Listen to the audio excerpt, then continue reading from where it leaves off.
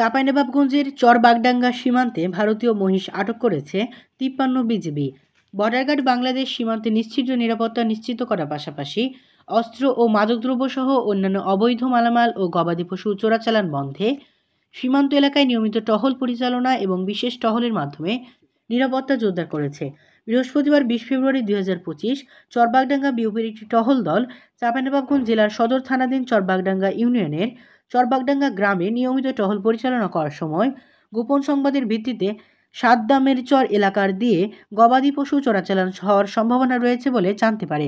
তৎক্ষণাৎ টহল দল উক্ত এলাকায় নজরদারি বৃদ্ধি করে এবং আনুমানিক রাত ২টা ৪০ মিনিটে সীমান্তের নিকটবর্তী মাঠে ১০টি মহিষ মালিকবিহীন অবস্থায় বাধা খুঁজে পায়।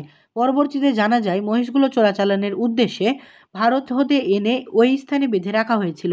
মহিষগুলো আটক করে চাঁপাইনবাবগঞ্জ শুল্ক কার্যালয়ে জমা করার কার্যক্রম প্রক্রিয়াধীন।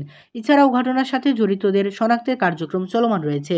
এ ব্যাপারে চাঁপাইনবাবগঞ্জ ব্যাটালিয়ন ৫৩ বিজিবি এর অধিনায়ক lieutenant colonel Mohammad Moniruzzaman PSC বিষয়ের সত্যতা নিশ্চিত করে বলেন, চাঁপাইনবাবগঞ্জ ব্যাটালিয়ন ৫৩ বিজিবি সীমান্ত এলাকায় অবৈধ ও চোরাচালানকৃত গবাদি পশু, অন্যান্য মালামাল এবং মাদকদ্রব্য চোরাচালানের বিরুদ্ধে জিরো টলারেন্স নীতি বাস্তবায়নে সর্বদা সচেষ্ট রয়েছে এবং এই কার্যক্রম অব্যাহত থাকবে।